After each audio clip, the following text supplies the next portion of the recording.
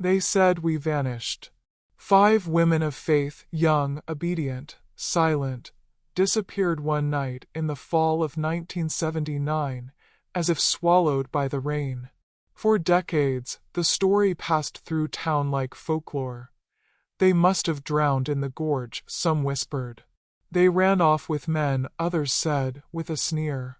God took them, the devout concluded. But none of it was true. We didn't vanish. We escaped. And we didn't run from temptation, we ran from hell. My name is Ruth. I'm 70 years old now, and for the first time in 28 years, I'm speaking my truth. I have lived under a different name, in a different town, carrying a truth so heavy it bent my back long before age did. This is not a story of lost faith. This is a story of what happens when the devil wears holy robes. This is a story about women whose prayers were never answered, but who found the strength to answer each other's cries. If you're listening today, I hope you'll like this video and subscribe to this channel. Share where you're watching from in the comments. You never know who else might need to hear this. I entered St. Amelia's convent at the age of 16. It wasn't forced. No family pressure, no shameful pregnancy, no secret sin. I walked through those gates because I believed. Deeply, naively. I believed that God lived there. St. Amelia's sat on a hill outside a little Pennsylvania town called Red Pine Hollow. The town looked like something painted on a teacup: white picket fences, red barns, yellow school buses. Quiet, reverent, unchanging. The convent itself was a quiet fortress. Gray stone walls wrapped around manicured gardens. Its arched chapel windows cast morning light like God's signature. Inside, the air smelled of lemon polish and prayer books. We rose at 5, prayed before the sun, worked, taught, cooked, mended, and prayed again. It was a rhythm that steadied the soul. There were 6 of us then, including our leader, Mother Veronica. She was stern but kind, sharp but never cruel. She used to say, "Discipline without love is tyranny, but love without discipline is weakness." I believed in her. We all did. The others became my family. Sister and, the eldest, baked bread that softened the edges of even our worst days. Sister Miriam, the quiet one, read scripture like it was music. Sister Clara, barely 20 when she arrived, sang hymns while sweeping the chapel floor. And Sister Beatrice, my closest friend, who gardened with her bare hands and rarely spoke, but always listened. That was our world. Small, sacred, sealed, until he came. His name was Father Gabriel, and from the moment he arrived in Red Pine Hollow, he was treated like royalty. He replaced Father Thomas, an old man who shuffled through sermons, but left behind a warmth we didn't know we'd miss until it was gone. Father Gabriel was nothing like him. He was young, maybe in his late 30s, with a deep voice and an even deeper stare. He preached with fire and conviction. The townspeople adored him. Men nodded, women swooned, and even the mayor came to confession. He was powerful in a way that made people feel safe. But inside our walls, he made us feel something very different. His first visit to the convent was wrapped in charm. He brought chocolates, books, even a new crucifix for our prayer hall. He asked questions: where we were from, what we liked, what our birth names were. I thought it was friendly curiosity. But he never looked you in the eyes without making you feel examined. Not seen, examined. The first time I felt that prickle under my skin was in the kitchen. He stood too close as I stirred soup. His fingers brushed my elbow, just long enough. His eyes never left mine. I told myself I was imagining it. I was trained to silence doubt. We all were. Over the following months, his visits increased. He found excuses to be there, inspecting library donations, blessing the new altar cloth, bringing news from the parish. And every time he came, something shifted and became quieter. Miriam stopped singing. Beatrice flinched at footsteps. And Clara, dear, sweet Clara, began avoiding the chapel altogether. Then one day I saw it. The moment I could no longer pretend. I had gone to the garden shed to fetch tools. The door was slightly ajar.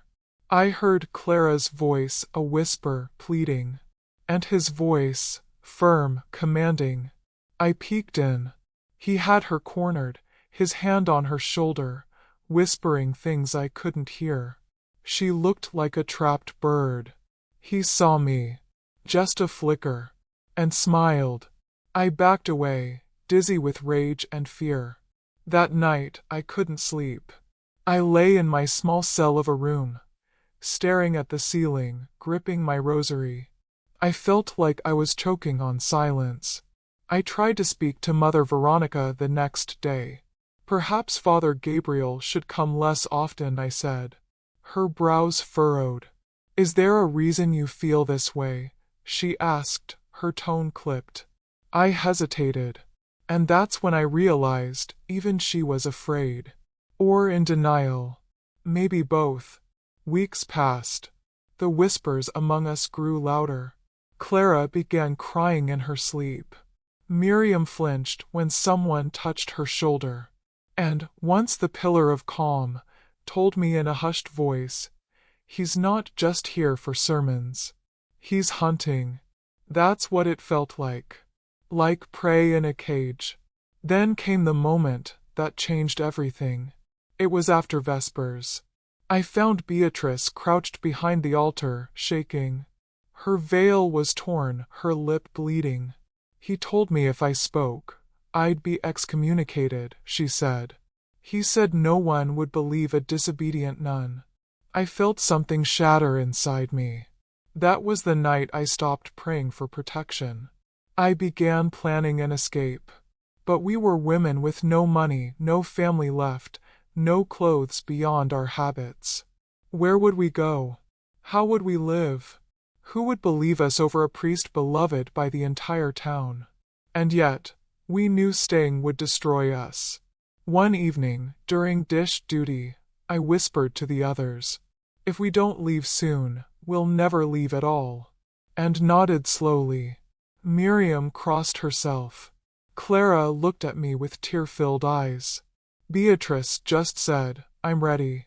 That night, in the cellar beneath the kitchen, huddled among flour sacks and jars of preserves, we made a vow. Not of obedience, but of survival. We would leave. No plan. No map. No safety net. Just one shared belief. That the house we lived in no longer belonged to God. And the storm was coming. The day after we made the vow to escape, everything felt heavier. The prayers at morning mass felt hollow. The bread dough beneath my hands felt lifeless. Even the garden, once my place of peace, felt like a trap. I kept glancing over my shoulder, waiting to see the figure of Father Gabriel stalking down the stone path in his long black cassock, his smile like a crack in a mask. I began hiding things. I stashed a small pair of sewing scissors under my mattress. I began collecting spare socks and hiding them behind the garden shed. Miriam, who handled the pantry, started putting aside a few cans of beans and jars of preserves. Clara, who worked in the laundry room, quietly replaced our habits with plain civilian clothes donated to the church. We never said the word escape aloud again. We didn't need to. There was a moment, 2 days after we made the vow, that almost broke me. I was watering the cucumbers in the farthest corner of the garden when I heard voices. Father Gabriel. And Clara. My pulse raced as I crept closer behind the hedge. I don't want to talk to you, Clara said. Her voice shook. You are under my spiritual guidance, he replied. His tone was low, controlled. When you joined this life, you gave up your will. I didn't give up my body, she snapped. There was a pause. And then, the sound of something sharp, like a slap, or a hard grab.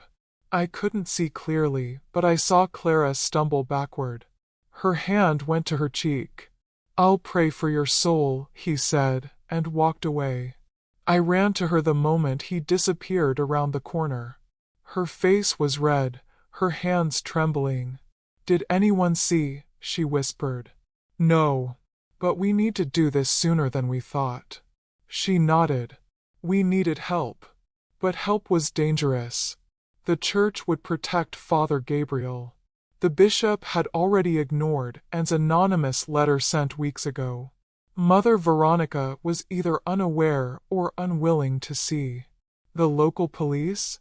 They practically escorted Father Gabriel around town like a hero. That's when I thought of Mr. Lionel.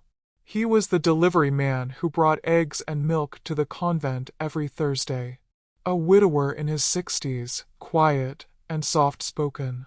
He had a tired kindness about him.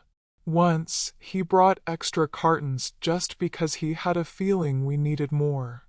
He wasn't like other men in town. He kept his eyes at your level. The next time he delivered, I took a chance. I asked if I could help unload. While we stacked crates of eggs in the cool cellar, I whispered, Mr. Lionel, I don't know how to say this, but we need a way out. He didn't blink. Instead, he said, I've been waiting for one of you to say that. I stared at him, stunned. My youngest daughter joined a convent in Indiana, he said. Same story. Same kind of man. She didn't make it out. I'll help. But it has to be quiet. I felt something I hadn't felt in months. Hope. He told us there was an old service road behind the orchard that connected to a disused train track. The freight trains passed late at night, slow enough to hop on. Dangerous, yes. But we had no other path. I'll leave a tarp, blankets, and some bread near the old well, he said. You can wait there until the train comes. How will we know when? I asked. I'll scratch a cross into the back door of the shed when it's time. If anyone asks, you never saw me. We agreed. We were ready. But fate had a different plan. 2 nights before we were meant to flee, Beatrice vanished. She didn't show up for morning prayer. Her bed was neatly made. Her rosary hung on the nail above it.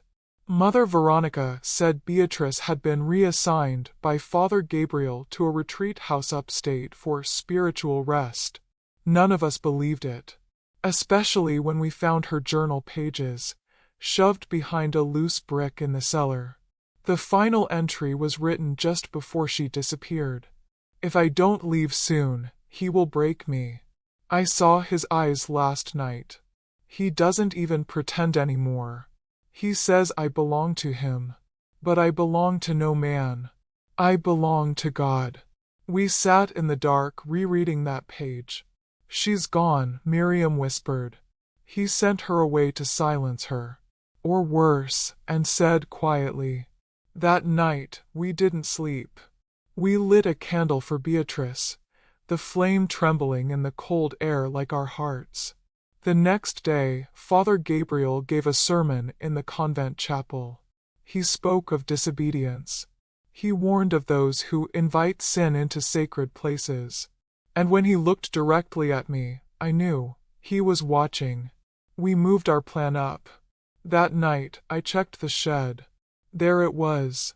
A small cross scratched into the wood, almost invisible unless you knew where to look.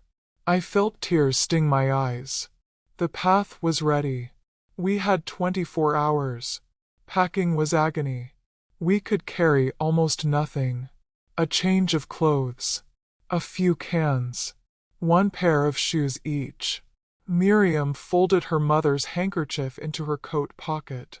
Clara took a photo of her younger brother from before she joined the order.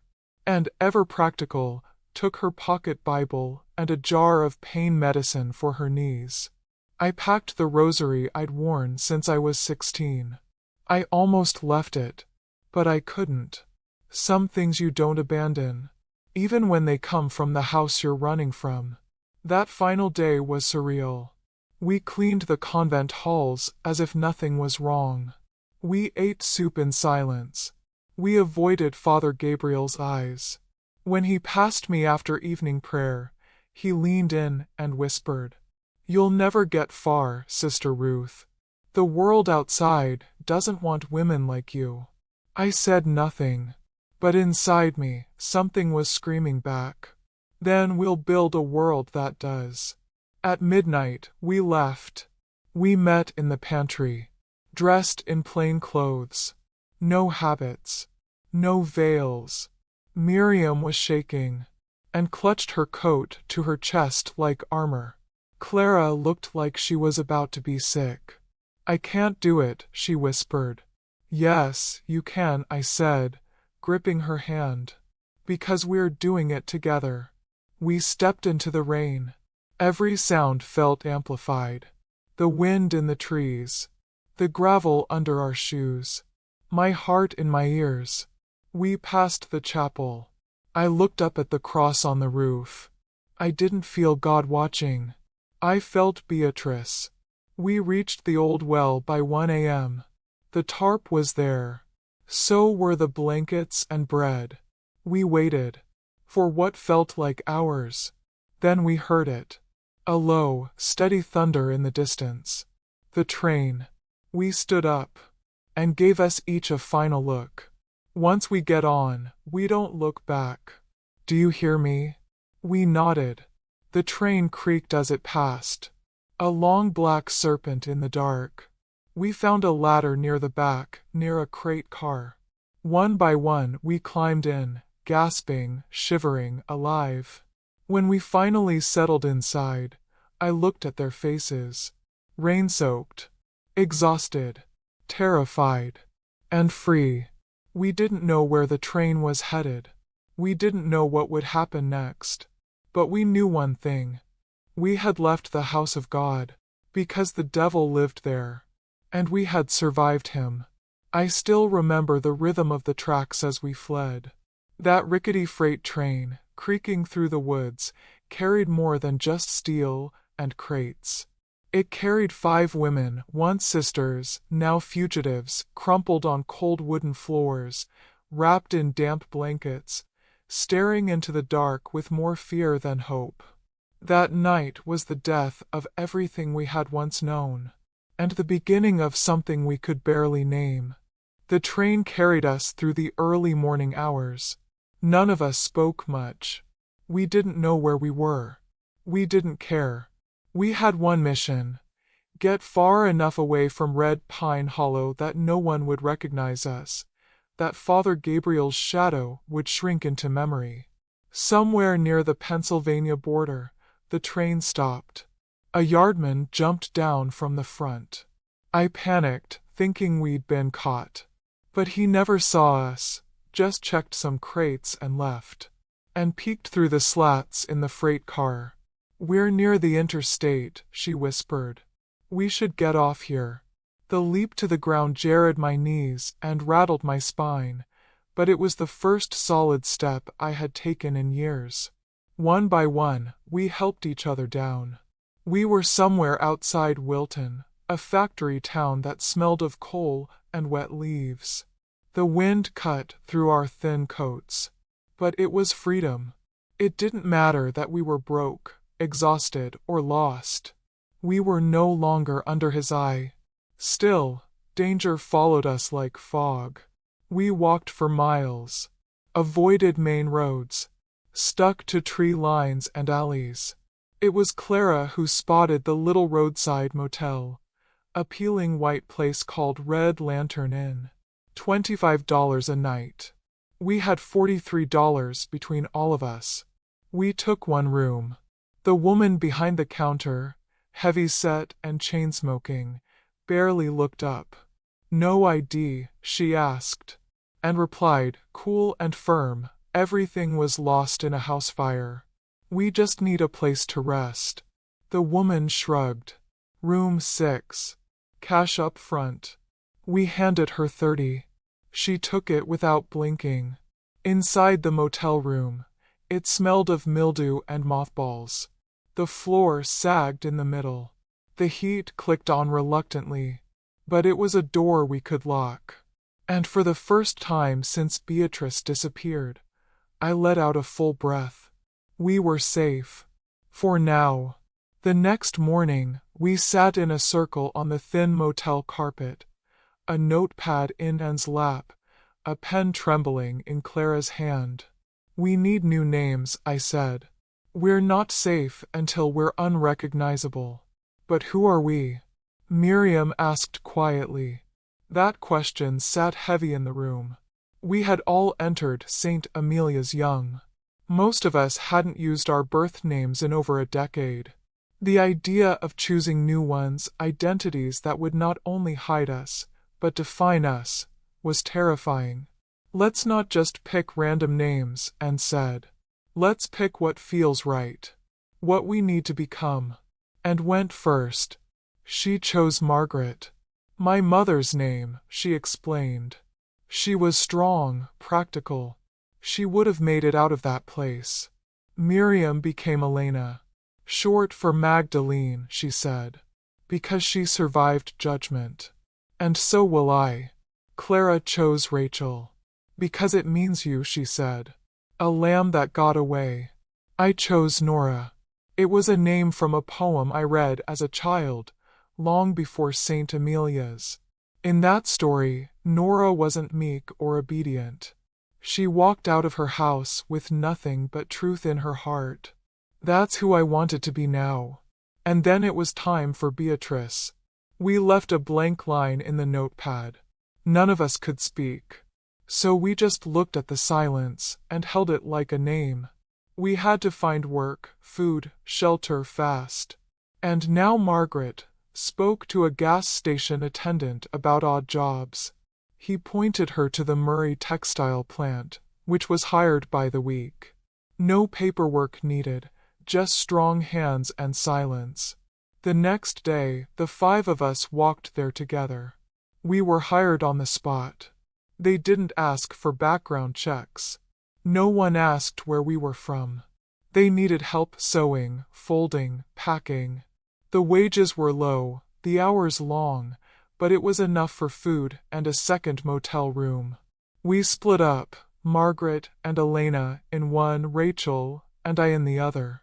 We never stayed in one place longer than 2 weeks, always paying cash, always alert. Every unfamiliar face was a potential threat. At night, we gathered in secret and prayed. But our prayers had changed. No longer were they steeped in repetition or recitation. Now they were like whispered conversations with God, pleading, questioning, sometimes furious.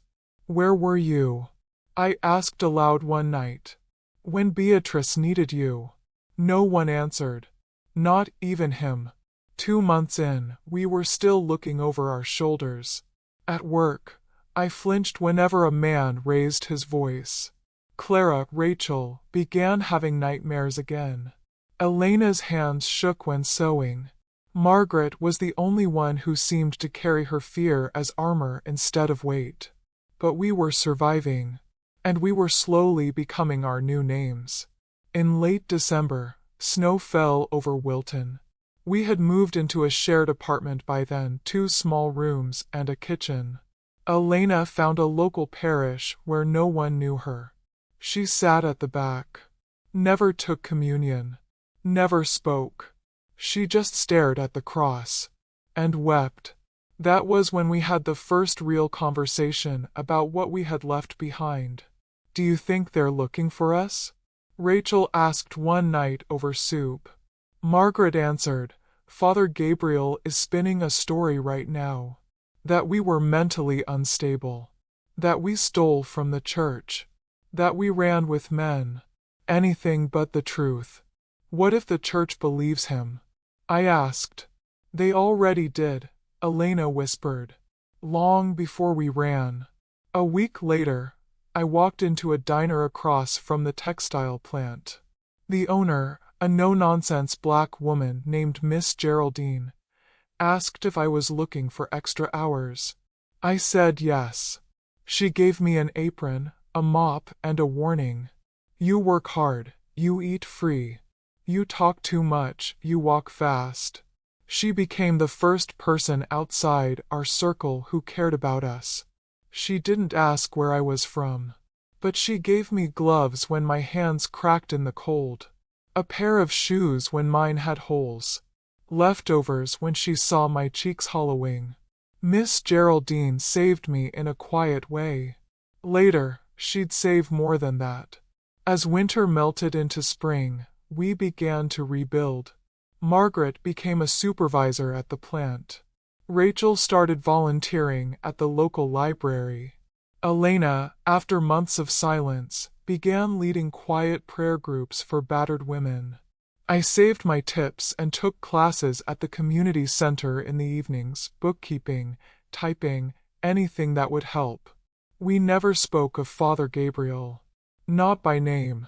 Not aloud. But he lived in our silence.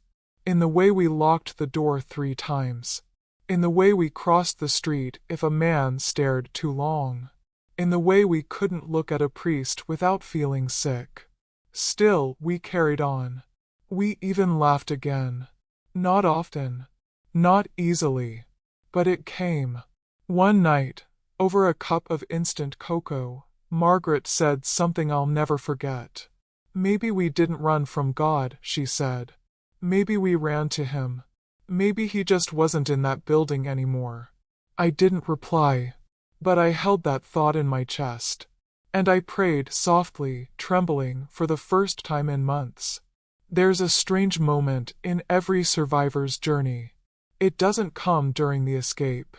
It doesn't even come in the early days of freedom, when your heart still jumps at every knock on the door. It comes when you finally realize you've made it out alive.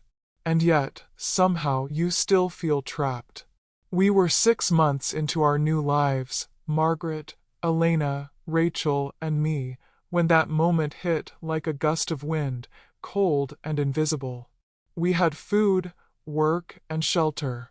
We had a routine. But inside each of us was a silence that wouldn't leave. It was like we had escaped a burning house, but the smoke had followed us. It started with Elena.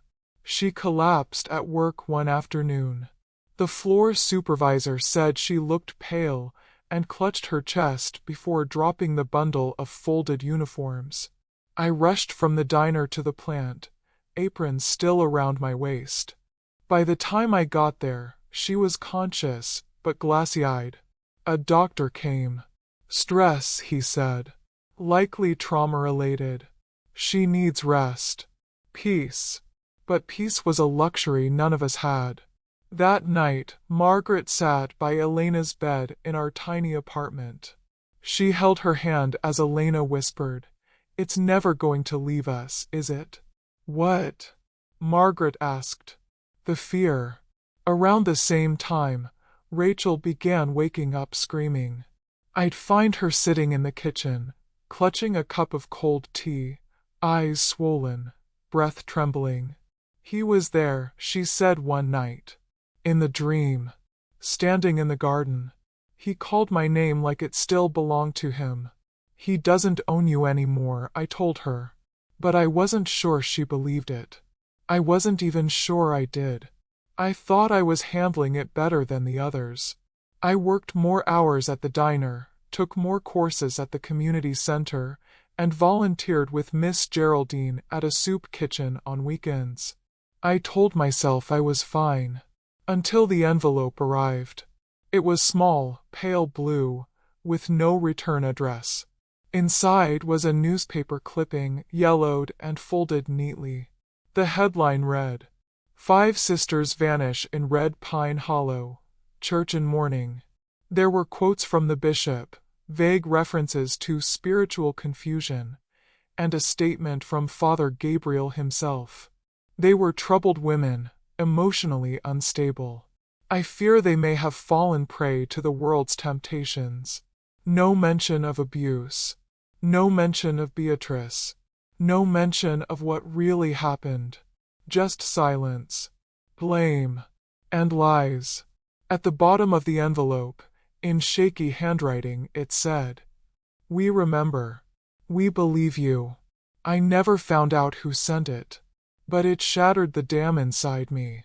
That night, I brought out Beatrice's old journal pages, the ones we found hidden behind the brick before she vanished. I'd kept them wrapped in a scarf, buried in the bottom of my bag for months. Reading her words again made it feel like she was sitting beside me. He says obedience is holiness. But obedience to evil is not holy. It is surrender. And I will not surrender. I cried until my hands cramped from gripping the paper. I had made a promise the night we fled. Not just to my sisters, but to her. And I had kept it buried. The next morning, I called a meeting. We sat around our kitchen table, the sunlight warm on our faces. The air was still. "We have to do something," I said. Elena looked tired. Rachel wary. Margaret, thoughtful as ever, just nodded. "I want to tell our story," I continued. "Not now. Not loudly. But someday. People need to know. Beatrice deserves that." "But who would believe us?" Elena asked. "It's been months. There's no proof." "There is," I said, holding up the journal pages. "And we're still here. We're the proof." Margaret leaned forward. "Not yet," she said gently. "Let's wait. Let's grow stronger. One day, when the world is ready, and we are, we'll speak. But not from fear. From power." And so we made a new vow. A second one. Not in robes. Not in chapel light. But around a scratched wooden table, in a 2-bedroom apartment over a laundry shop. We vowed that one day the truth would come out. That Beatrice's voice would be heard. That our silence would not be our legacy.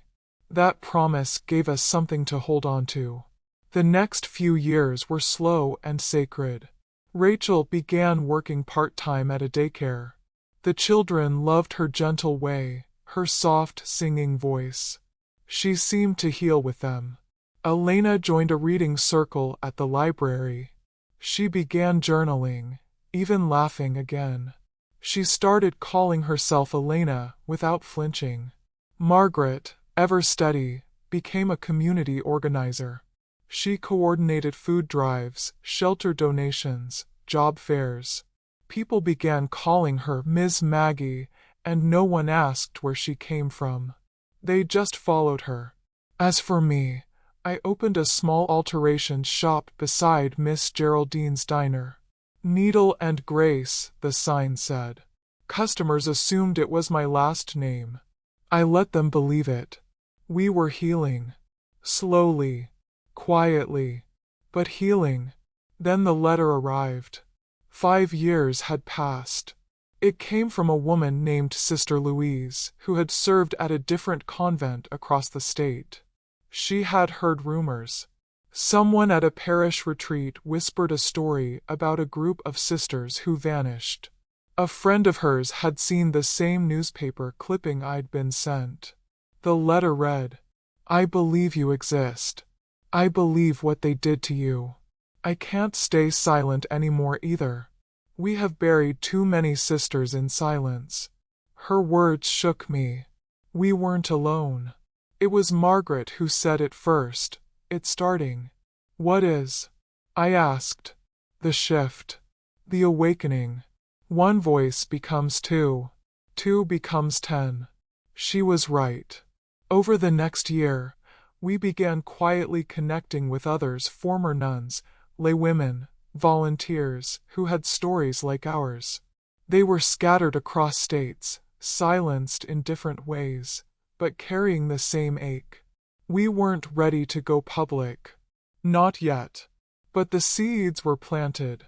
And something was growing.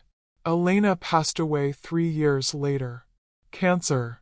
By then, we had been in Charlotte for nearly a decade. She died quietly, in her sleep, in the same bed where she once trembled from fear. Her funeral was small. No priests. Just us. Just the truth. We buried her under her chosen name, Elena Morgan. Not Sister Miriam. Not the runaway. Just a woman who survived and chose her ending. I sat by her grave afterward and read aloud from Beatrice's journal. It felt like a circle closing, but it also felt like the beginning of something, because after all the ashes, there was still a promise burning, and I intended to keep it. The day Elena died, the sky was overcast, but not cruel. The wind barely moved, and the cemetery grass felt soft beneath our feet. There were no grand speeches, no priests in robes, no scripted prayers, just us. For women who had once been nuns, now sisters in silence, burying one of our own beneath a name she chose, Elena Morgan, a name she had grown into with courage, grief, and quiet grace. We didn't speak much after the funeral. There wasn't much to say. We knew what it meant to lose someone who had carried the same scars, the same secret. When we returned to the apartment, Margaret took out a box from the closet, a box none of us had seen before. Inside it were letters, all from the past year, all from women, women like us. It had started slowly. After Sister Louise's first letter, more began arriving. Some were signed, others anonymous. Some came in neat envelopes with stamps. Others were typed emails printed and folded, passed from hand to hand until they reached us. They were stories raw, brutal, trembling truths from women across the country. A former nun in Chicago, assaulted by her confessor and silenced by her abbess. A catechism teacher in New Jersey, dismissed for insubordination after reporting a priest who stared too long and touched too often. A sacristan in Texas who said nothing for decades until her daughter entered the novitiate and came back home crying. Each story echoed ours. Different names. Same horror. Same shame. Same silence. We're not the only ones anymore, Margaret said. Her eyes were dry, but her voice cracked. We never were. Rachel was sitting by the window, holding a letter with shaking hands. Then why does it still feel like we are? Because they still have the power, I whispered. And that was the problem. It had been over a decade since we escaped the convent, and Father Gabriel was still preaching. Still standing in pulpits. Still blessing children. Still telling congregations to obey. We had lived in hiding while he had flourished in public. He had built himself a kingdom in robes, surrounded by people who kissed his ring and defended his name. And the only thing louder than his voice was the church's silence. It wasn't long before one of the letters brought news that set fire to everything. A woman named Angela, from a nearby parish in North Carolina, had seen Father Gabriel speak at a conference for seminary students. She wrote, "He's mentoring new priests, teaching them the doctrine of obedience." And when I looked into his eyes, I saw it. I saw the same emptiness I once saw in my abuser. I read those words 3 times. Mentoring. Teaching. Still untouchable. And suddenly I wasn't just tired, I was furious. The following week, I visited the parish office downtown. Not as Nora the seamstress. Not as Sister Ruth. But as a woman with a mission. I asked to speak with the current assistant priest, a young man named Father Matthew Carter. I'd heard about him, quiet, bookish, with a reputation for helping the poor more than preaching at them. He invited me to sit in his modest office. There were no gold-framed portraits or velvet chairs, just worn books and a simple wooden cross above the door. "I'm not here to confess," I began. He blinked. "All right. I'm here to tell a story." one you need to hear, and one I'm finally ready to tell. I told him everything, from the moment I entered St. Amelia's to the night we climbed over the wall. I spoke of Beatrice, of the threats, the abuse, the silence, of the priest who hid evil behind incense and scripture, of how the church turned its back on us when we tried to speak, of Elena's death, of the letters, of the lives ruined and rebuilt. Father Matthew sat silently for the entire hour. He didn't interrupt, didn't shift in discomfort. He just listened. When I finished, I handed him the file Margaret and I had compiled, copies of Beatrice's journal pages, photos of Elena's grave, printed letters from survivors. I'm not asking you to fix it, I said. I'm asking you not to bury it. He took the folder in his hands and said only 4 words. I believe you, sister. That changed everything. Over the next month, Father Matthew became our quiet ally. He introduced us to a journalist, a woman named Naomi Ellis, who had once written about clergy misconduct and had been blacklisted from several publications for pushing too far. Naomi was skeptical at first. We understood. After all, we were 4 aging women claiming to be fugitive nuns from a case that had never made real headlines. But when she read Beatrice's words, she cried. This story, she said, could burn the veil off the entire institution. We let her in. We showed her our scars. Naomi spent weeks interviewing us, fact-checking everything, cross-referencing diocesan records with our stories. She found old parish newsletters, mentions of sudden transfers, mentions of Beatrice as emotionally unwell, mentions of Father Gabriel praised for his firm but fair guidance. Classic grooming language, Naomi muttered. She visited Red Pine Hollow and found the old convent. It had been turned into a community arts center. A group of children painted murals where our chapel had once been. Naomi took photos of the garden wall, of the well, of the shed where Lionel had scratched a small cross. She returned to us changed. This is no longer a whisper, she said. This is a reckoning. And then, before the article went live, Naomi came to our apartment with a pale face and a stack of papers. He's threatening to sue, she said. He knows. Someone tipped him off. He's hired lawyers. Margaret didn't blink. Let him. Naomi raised a brow. You sure? Absolutely, I said, my voice steadier than I'd ever heard it. We've already lived through the worst. He can't kill us again. Rachel nodded. Let them hear us this time. The article went live the next week. The sisters who ran, a 28-year silence inside the church. It was long, detailed, relentless. It told the truth. All of it. And it broke the internet. For the first time, people listened. They commented. They shared. Survivors spoke out.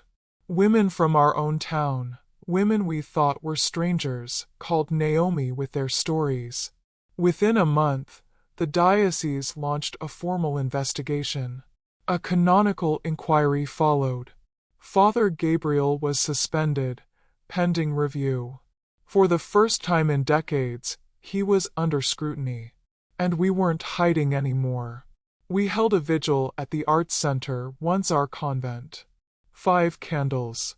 One for each of us. Elena, Beatrice, Margaret, Rachel, and me. Naomi stood with us. So did Father Matthew. And dozens of women we didn't know, but who knew our pain. As I lit the final candle, I whispered, You told us we wouldn't get far. But look where we are now. And I knew Beatrice was with us. In every flame. Some stories end quietly.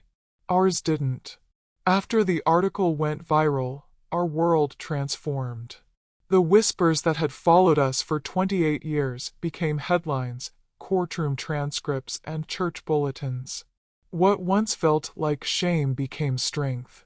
What we buried in the dark was now spoken aloud, in living rooms, in sanctuaries, in newsrooms. For the first time in our lives, we were seen. But visibility doesn't mean peace. Not right away. Father Gabriel denied everything. He called the article a malicious fabrication, accused Naomi of being a mouthpiece for bitter apostates. His lawyers filed an injunction against the publication, claiming defamation and religious persecution. But they didn't expect the wave.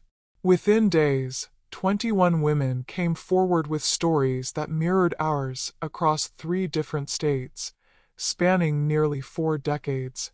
Some had been teenagers. Some had been sisters.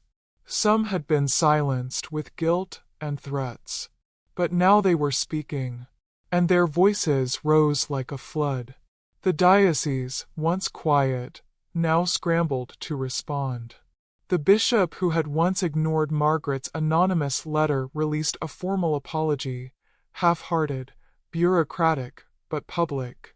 Father Gabriel was officially stripped of his duties, pending investigation. That wasn't enough for us. We wanted truth. We wanted a record. We wanted an acknowledgement that what had been holy had been corrupted. That our escape hadn't been rebellion, it had been survival. The investigation dragged on for months. We were interviewed, again and again. Our journals were examined, our timelines dissected, our motives questioned. But we had nothing left to lose. Margaret said it best, they've already taken everything from us. What can they take now? Our silence. Good. It was never ours to keep. Still, the waiting weighed on us.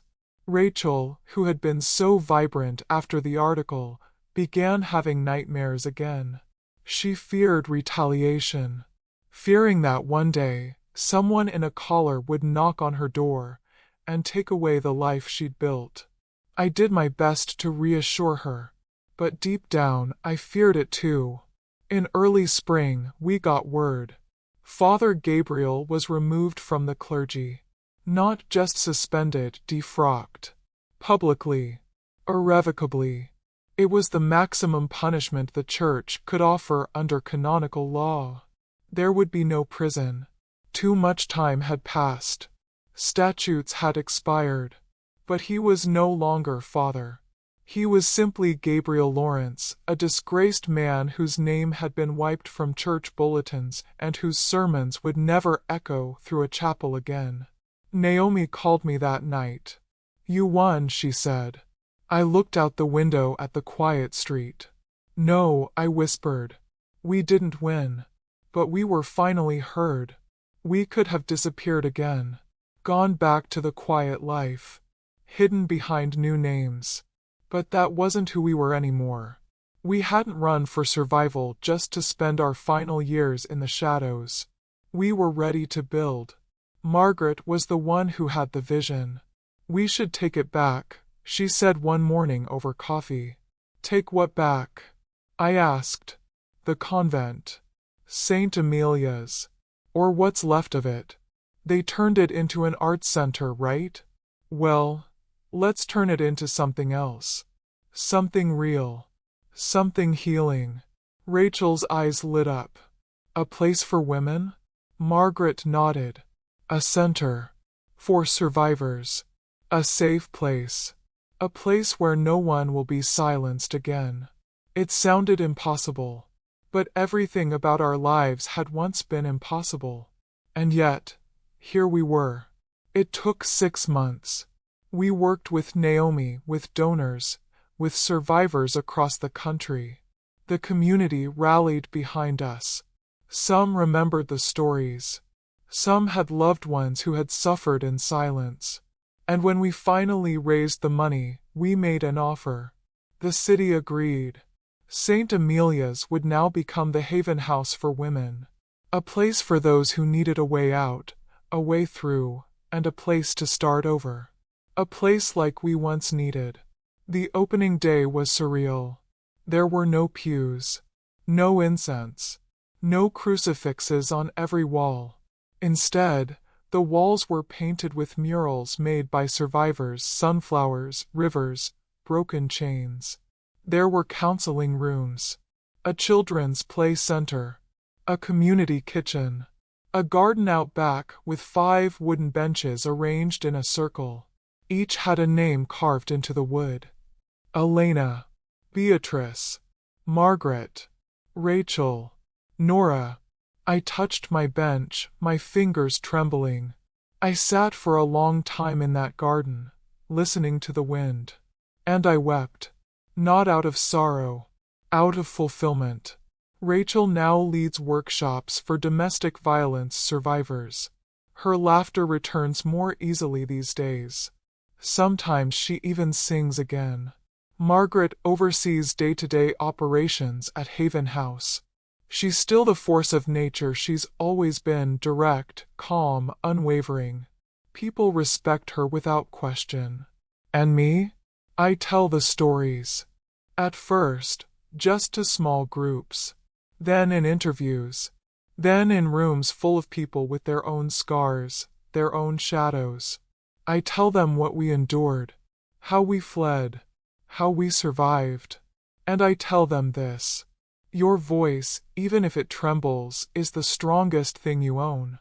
Use it. Use it until no one can ignore it anymore. 10 years passed. Haven House became more than a shelter, it became a movement. Other centers opened in other cities under the same model. Survivors came forward from across the world. The church, forced to reckon with its past, implemented new protections, too late for many, but better than never. Margaret passed away peacefully at the age of 81. Her funeral was held in the same chapel where she once wore a bit. But now it was filled with music, with women standing tall, sharing stories, clapping, crying, and remembering. She was buried not as Sister N, but as Margaret Daniels, founder of Haven House, leader, fighter, and beloved friend. Rachel lives in the apartment above the center now. She's a grandmother. Her children know her story, every part of it. And they are proud. And me? I'm nearly 70 now. I live quietly, still in the same town. Sometimes people recognize me. Sometimes they don't. But every week, I sit on the garden bench under the dogwood tree and whisper a thank you to the wind. To Beatrice, to Elena, to Margaret, to Rachel, and to the younger version of myself, the girl who chose the convent at 16, thinking God lived there, and who learned that God often lives in the act of running away. Do I regret it? No. Would I do it again? Yes. Because the house we ran from was no longer God's house. It had become a prison for our bodies and a graveyard for our voices. But the house we built, the one filled with truth, tears, and transformation, that house is holy. If you've made it to the end of my story, I thank you. Truly. Please, wherever you are, speak up for someone who can't. Believe someone who's afraid to tell the truth. Support the ones climbing the wall, whatever their wall looks like. Because someone once believed me. And it changed everything. I once thought healing was a destination. That there'd be a moment when I'd wake up, stretch, and feel nothing, no fear, no sadness, no trace of what we had endured. That peace would arrive like a sunrise, bright and absolute. But healing is not a sunrise. It's the flicker of a candle in the dark. It sputters. It sways. Sometimes it goes out. But when it burns, even for a second, you realize you're no longer in total darkness. And I had to learn that again after Margaret was gone. She passed on a Sunday morning. We had just returned from the community center, where she'd been speaking with 2 young women about starting a shelter in their hometown. She had just made tea, humming softly under her breath. And then, without warning, she collapsed. Gone in seconds. A heart that had given too much for too long. Rachel called the ambulance, but we both knew before they arrived. I sat beside her on the floor, holding her hand. Still warm. Still solid. Still strong. I whispered the same line she used to say whenever things felt hopeless. God didn't bring us this far to let us fall now. I wasn't ready to lose her. None of us were. The community held a memorial. The garden at Haven House was filled with women young and old, bruised and brave, lighting candles and sharing stories. Some had never met Margaret, but they knew her, because her work had touched them. Her strength had made room for theirs. We buried her under her chosen name. No crucifix. No robe. Just the truth. Rachel and I sat alone that night, the apartment above the center too quiet. I feel like the last pillar's fallen, she said, voice trembling. Margaret was the foundation. No, I whispered. We all were. But I couldn't sleep. So I got up. And I went to Margaret's office. She had left a box on her desk. On top was a note written in her crisp handwriting. For Nora, when it's time. I opened it slowly, hands shaking. Inside were letters. Not sent. Not sealed. All addressed to people from our past. One to Mother Veronica. One to Father Gabriel. One to the bishop who ignored our warnings. One to Beatrice. One to me. Each letter was handwritten, raw, vulnerable, and sharp. I read the one addressed to me last. It simply said, Nora, you were always the voice. Even when you didn't know it. You were the one who noticed. Who asked. Who stayed awake when the rest of us slept. You brought us through the dark. And now I ask one thing, don't stop. There are still women in the walls. I clutched the letter to my chest and sobbed. The next morning, I told Rachel. There's more to do, I said. Even now. Maybe especially now. Rachel nodded. But what more could we possibly give? And that's when it struck me. We had told our story. We had built a house. But now, it was time to teach others how to build their own. Within 6 months, Haven House launched a new project. The Letter Project. It was simple in structure, profound in purpose. We encouraged survivors to write letters they never sent. To their abusers. To the people who failed them. To themselves. Letters of rage, sorrow, healing, or hope. We didn't ask them to forgive. We asked them to speak. And the letters flooded in. Some written on lined notebook paper. Some typed, with every word a wound. Some are decorated like prayer flags. Some signed. Some anonymous.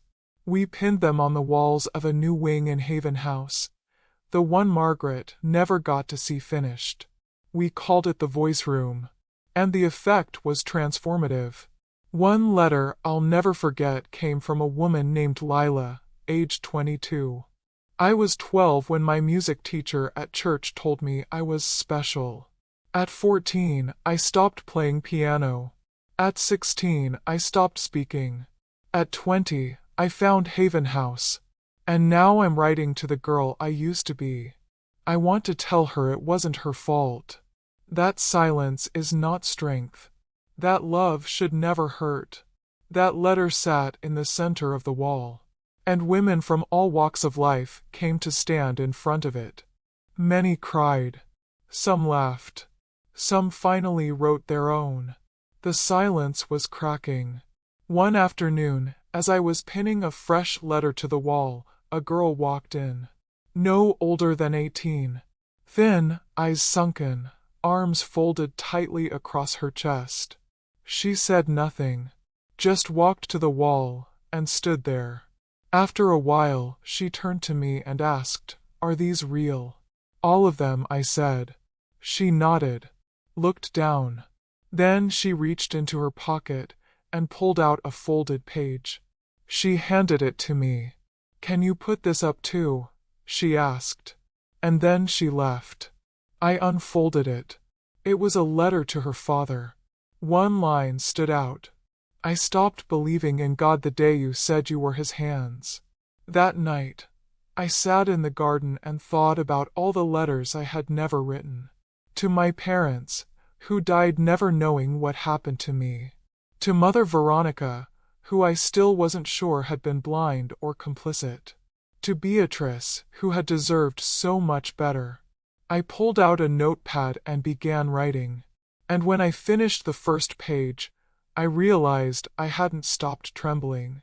But I had stopped crying. In the following years, Rachel and I trained a small team of survivors to lead the letter project nationwide. It spread to churches, shelters, and community centers. Some wrote in private. Others shared publicly.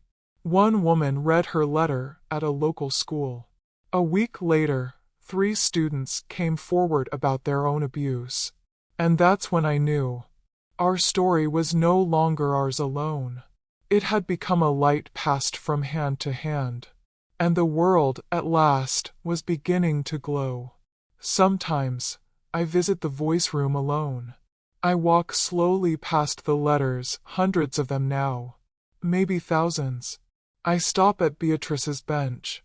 Her name carved into wood, surrounded by rosemary and lavender. I sit there, close my eyes, and listen. And I swear I can hear her voice. Not in pain, but in power. It's strange how life turns full circle. At 16, I entered a convent believing that obedience was the highest form of devotion.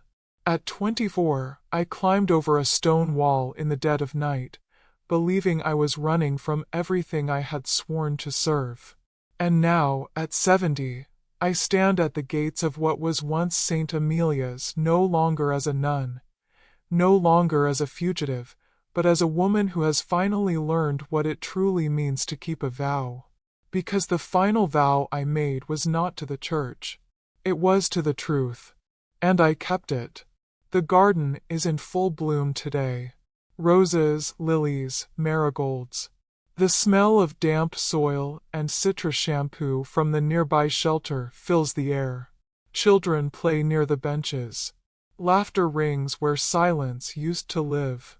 There are 5 benches in the circle. 5 names carved gently into wood. Beatrice, Elena, Margaret, Rachel, Nora. The last time we were all together, we were dressed in gray habits, soaked to the bone, climbing out of a nightmare with nothing but fear in our pockets and hope on our backs. We didn't have a plan. Just each other. We didn't know if we would survive. We never imagined we'd make it here. But here we are. Rachel passed peacefully last fall. She had spent her final years working with young women in recovery, teaching them how to grow herbs and make tea blends from the very same garden she once feared stepping into. She used to say, "Every woman should plant something that lives." I still keep the blend she made for me: lavender, chamomile, a hint of orange peel. I drink it when I can't sleep. When I need to remember that joy is possible after horror. That softness is not a weakness. That survival is not the end of the story. Rachel believed that. And now, so do I. It's just me now. The last of us. The final thread in a tapestry woven from courage, silence, escape, and rebirth. There are days when I wake and forget where I am, half expecting to hear the convent bell, or the rustle of habits down the corridor. But then I feel the sunlight on my face and the absence of fear in my chest, and I remember. We didn't run from God's house. We ran to find Him again, outside the walls where justice was buried, where abusers hid behind altars, where obedience was used to shackle the spirit instead of setting it free. We found God in the kindness of strangers, in Mr. Lionel's trembling hands, in Margaret's unshakable resolve, in Elena's tears, in Rachel's laughter, And in Beatrice's final act of resistance, God wasn't in the marble or the incense. He was with us. A few months ago, a young woman visited the center. She introduced herself as Sister Joanna, early 30s, wide-eyed, worn down. She asked if she could speak with me in private. We sat in my office. She wrung her hands for several minutes before finally saying, "I think I'm going through what you went through." And just like that, the circle continued. She told me her story of subtle control, invasive questions in confession, whispered threats. Not physical abuse. Not yet. But the signs were all there. She had read about us. About the 5 sisters who had fled in 1979. She'd seen the garden. She'd walked the halls of Haven House. "I thought you were dead," she whispered. "I was," I said. "But not anymore." She asked what she should do. I didn't tell her. Instead, I asked her what she wanted. She said, "I want to be free." I told her she already was. She just had to take the first step. That night, she didn't return to her convent. She stayed in the guest quarters at the center. And the next morning, she helped serve breakfast. It begins again.